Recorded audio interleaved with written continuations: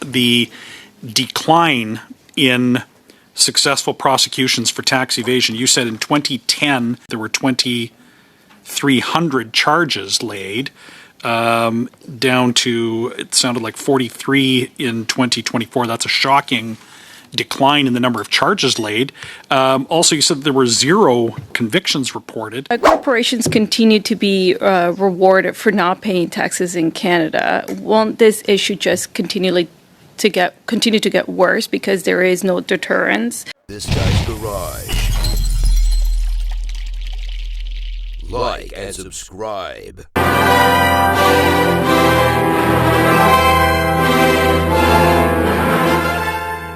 We'll resume the meeting. I would like to welcome our witnesses.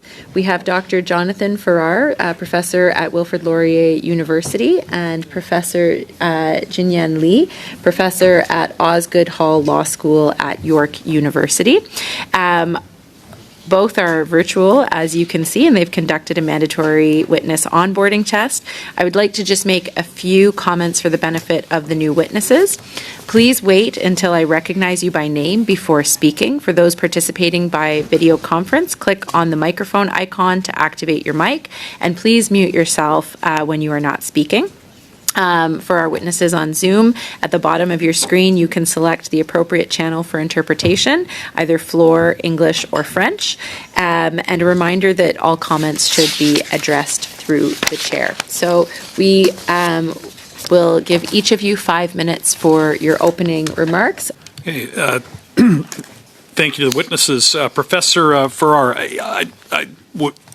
you had a lot of statistics in your opening statement, and I'd like you to unpack the decline in successful prosecutions for tax evasion. You said in 2010, actually I'm not sure if we know the number of convictions, but there were 2,300 charges laid, down to, it sounded like 43 in 2024. That's a shocking decline in the number of charges laid. Also, you said there were 0 reported successful, or 0 convictions reported. Last Wednesday, I asked officials how many there were in the most recent year of reporting, and they answered by saying there had been 14 over the last 5 years. So can you walk us through some of the numbers here and the decline in tax evasion prosecutions for offshore evaders, which was the this point of my question on Wednesday? Sure. So just to address your first comment, the study I did that I was referring to was a sample of all the media conviction notices that was from 2006 through 2015. And my point was there in that 10-year window, there were 0 convictions for offshore tax evasion. Now, I understand that since then there may have been a handful, but that was just a 10-year sample that I had access to. In terms of what I was referring to about the charges laid, in 2010, that was the first year I had data. I had found there was 2,397 charges for tax evasion in 2010, and that number had dropped precipitously to 43 in 2023 and 47 in 2024. And I was thinking that seems to be a fairly drastic decline, and I don't know the reason for that. But overall, in the over the 15 years that I have data for, you would see a very much of a downward trend in the number of overall charges that have been laid for tax evasion. Okay, so the overall trend over 15 years is downward, quite shockingly, it would seem. Is that because you think there are fewer offenses? It's a hard question to answer why. I don't know the answer to that. It could be because the number of offenses are declining, but my sense is that, if anything, they would be, if not increasing, at least stable. I just wonder how willing the CRA is to go after some of the, for lack of a better word, maybe the low-hanging fruit, like the everyday taxpayer, who would be engaging in activities that would not be subject to third-party reporting. For example, if you have like a chip wagon or something like that, the CRA tends not to go after the small fry, no pun intended. But so if they're not going after either the small fry or laying or succeeding in prosecuting the large offenders? I mean, what is really going on here then? We assume that there is a tax gap and that taxes are evaded and that offshore havens are used in furtherance of that evasion, yet there appears to be minimal enforcement, at least as evidenced by criminal conviction or even charges in recent years. Correct. And I would like to know from the CRA maybe the answer to your question, like why has there been such a drastic decline in the number of charges laid for tax evasion? Just from the data, it's very high level data, and I don't have access to the details about each of those charges, but just sort of a trend analysis. It would be concerning from an observer's perspective. Okay. Now, this is concerning for, you've given us a reason for concern here that hasn't come up in previous testimony. You referred to egregious avoidance. You used both the words egregious and aggressive, as well as evasion.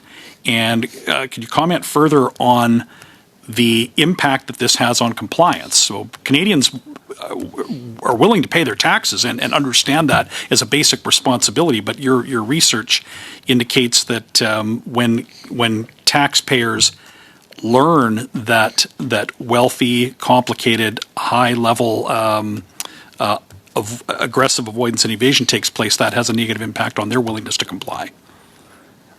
Correct. What I've found is that the average taxpayer does not understand the difference between, say, aggressive tax avoidance using tax havens, which may, by the letter of the law, be technically legal. People tend not to perceive that as being legit, though. From their perspective, that is something that is perceived as morally wrong, which is tantamount to tax evasion. So from the perspective of an observer, it's the perception that I'm interested in. And the perception is that if someone is using a tax haven, that is going to be viewed as something that is dodgy, if not outright wrong. Well, at a minimum, they would think that that's something unavailable to them as a less resourced tax filer. Correct. Yeah, because you would have to be a fairly privileged taxpayer to be able to afford the services of a high-priced accountant or tax lawyer to set up some kind of offshore tax scheme. Right, and so the end result, which was I think something you said you were concerned about, is how the prevalence of use of tax offshore tax havens impacts domestic tax compliance. Correct. I'm concerned that. Thank you, Thank you, Professor Farrar and Mr. Kelly. And we've heard from previous witnesses that Canada should establish an independent tax fairness commission to review the corporate tax practices in Canada.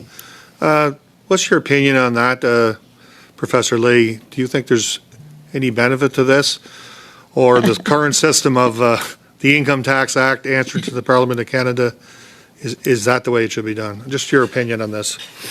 Yeah, in short, I think, yes, it is time to have a systematic review of the overall system, not only the corporate tax system, but the system as a whole, whether it is still efficient and fair and serve the needs of Canadians in the new global geopolitical environment. Because the system we have was casted in 1960s. The world is so different today. But whether the party has the political capital and commitment to do it is difficult to say. But it needs the Canadians to have buy-in to revisit this most important fiscal instrument we have. So in terms of forming another commission, I don't know if you've answered my question on that. Can you say whether that's... Forming a commission, I think, is one way of doing it. I think the Carter Commission type of commission or Jackman's technical committee kind of commission would be helpful. And the same question to Dr. Farrar on forming an independent commission. What's your opinion on that? I think it could be a good idea if you have a directed panel of experts. And I think we need to update some of the current legislation in light of the sweeping changes that have happened since our last big commission, which I think was the Carter Commission. Okay, thank you. So to Professor Li, we know that Canada's international tax system has evolved, and I'm asking a question that's been asked before. When we have the reforms that the OECD put in, the base erosion and profit shifting. But we're also hearing that there's still gaps in what we're doing to stop tax avoidance and tax evasion. Can you speak to that? What other steps are needed? Firstly, the BEPS project has two stages. The first stage produced specific anti-avoidance rules like the excessive interest expense deduction limitation rule, IFO, we have, and there are hybrid entity rules, mandatory disclosure rules. All of those rules have been adopted into Canadian domestic law, and those rules are exceedingly complex. And so it's a double-edged sword. But BEPS Phase 2 involves Pillar 2, the global minimum tax. Canada has also adopted. But the intersection between the global minimum tax and the set of complex rules in the Income Tax Act is yet to be studied, to be assessed. Whether the combination of the two set of rules will work is hard to know. I think the simplification, integrating the two mechanisms will produce some better result for taxpayers and the tax system overall. But in terms of intangible property, I think Canada's rules are quite weak in the sense that if you have a corporation that receives generous tax subsidy for R&D in Canada and you create a patent, you can transfer your patent when it has no market value to your tax haven subsidiary. And your tax haven subsidiary licensing it, exploit it, and earn royalties. All of that income is tax-free from Canada because of our exemption system. So you ask, Canadians subsidize the creation of the patent, but Canada can never tax that income. Is that fair? If that's not fair, we need a new rule to deal with it. So far, we don't have a rule. So that income, Canadian created, Canadian developed, but Canadians don't tax it. So it doesn't make any sense. If I have the opportunity, I will try to craft a rule to make sure Canadian income remains taxable in Canada. My question is for Professor Li. You've mentioned how complicated the tax code is, and you've tried to simplify it for us. And I think Mr. Farrar mentioned that there's about 1.3 million words even in the tax code. So when the tax code, when it's that complex, and it becomes a bit of a playground for the privileged in the sense that you need to be highly knowledgeable or be able to afford to pay a professional that knows the code very well. It really becomes a bit it rewards those that can afford to pay for the interpretation of the complexity of the current rules. Would you say that allowing those with resources to hide behind the complexity of the tax code actually disproportionately benefits those that have the resources, like the money to pay for those professionals?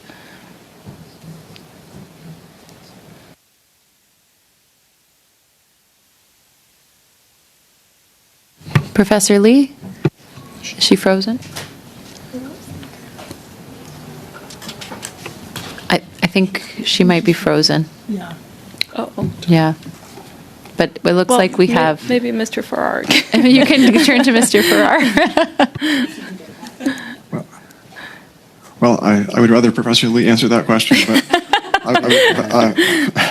but I would, if you wanted like a yes or no answer, I would say yes. It certainly is our privileged system. If you can afford a high-priced lawyer, a high-priced accountant to save you considerable sums in income taxes, why wouldn't you do that? Right? But then, of course, the general public is going to look at that as something that's unfair because it's very much of a class-based system. Yep. So we're just trying to get Professor Li back, but she's not connected at the moment. Okay. My next question was also for Professor Li, but maybe let me just switch here to Mr. Farrar. Okay.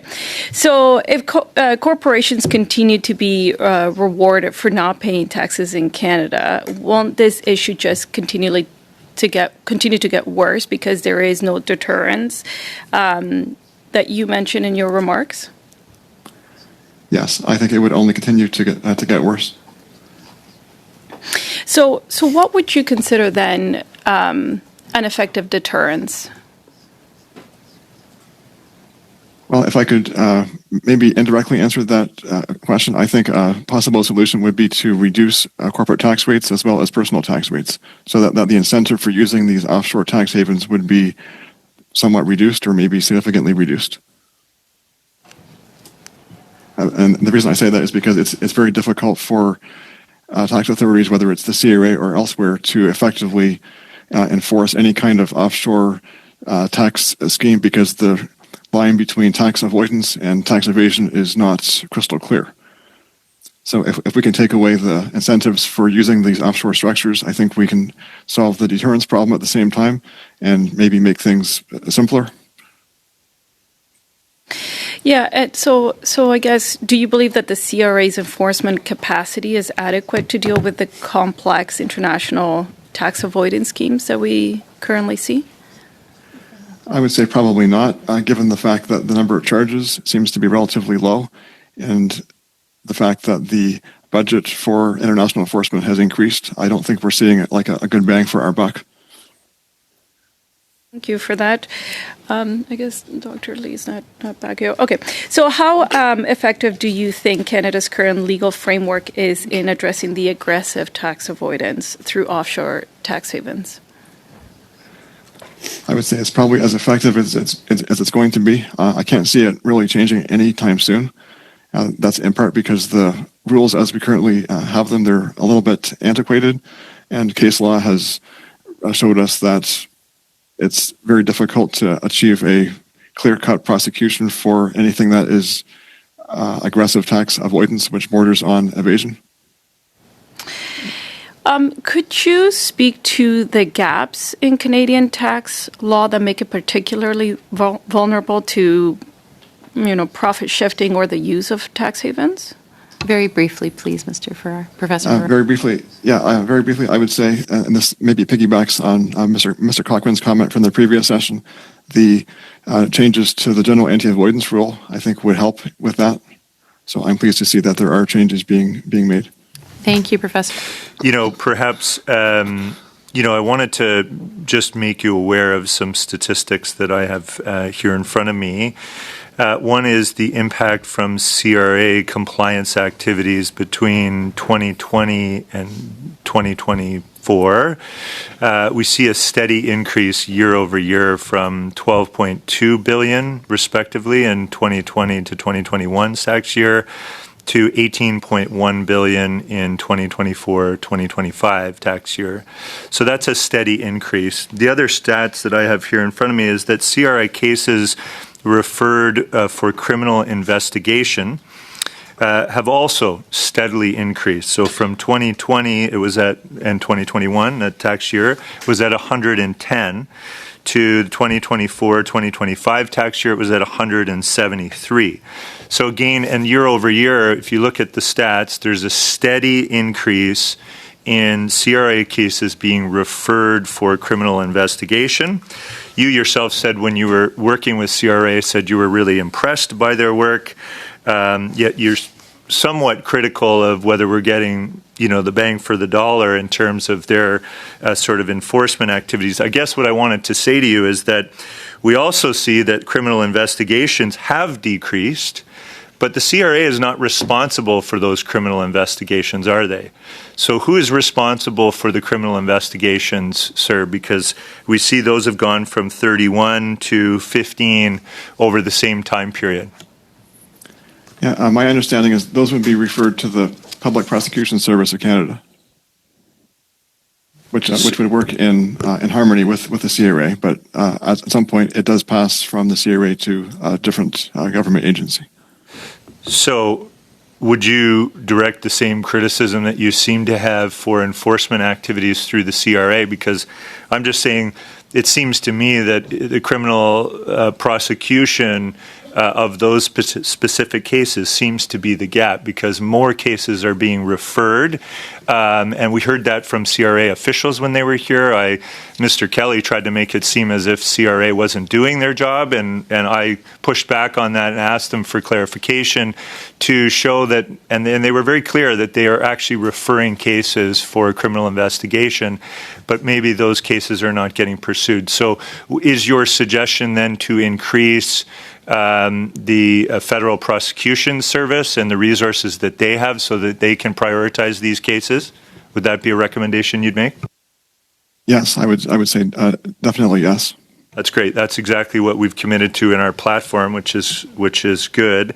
I also would note that in Budget 2022, our government, under previous leadership, committed 1.2 billion Canadian dollars to expand CRA audits and enforcement. That's over a 5-year period. So that's still in effect in terms of money that's in the fiscal tract that is augmented or added to CRA's capacity. We see that having some impact because there's over 850 audits were completed in 2023, 2024, resulting in $101 million. That's in the departmental results report. So would you say that that money is well spent from the increased audit that we see completed? If you ask it like that, I would say yes. That seems to be money that's well spent. Okay, and I also note that the Auditor General did a report in 2018 to look at the yield of audits and showed that there was an increase by 60% from the Harper era to the Trudeau era, quote unquote. Would you agree with that, that there was a dramatic shift in terms of what the audits, what results they had as a result of those added resources? Yes, the audits seem to be more effective. And Ms. Li, you're back. Welcome back. I'm sure my time is almost out, but how much? 20 seconds. Ms. Li, I really appreciated your comments about the double-edged sword of rules and clarifying rules. Just wondered if you could, maybe say just a little bit more about that in the 10 seconds that I've left you. 10 seconds, please. No Every leniency rule. for... Yeah. Every rule is double-edged, well, especially when it is an anti-avoidance rule. Okay, thank you very much. Well, I would like to, on behalf of the committee, thank the witnesses. Professor Li, I'm sorry we lost you for a few minutes there, but I think you might have some written questions coming your way, and hopefully you'll be able to respond back in writing.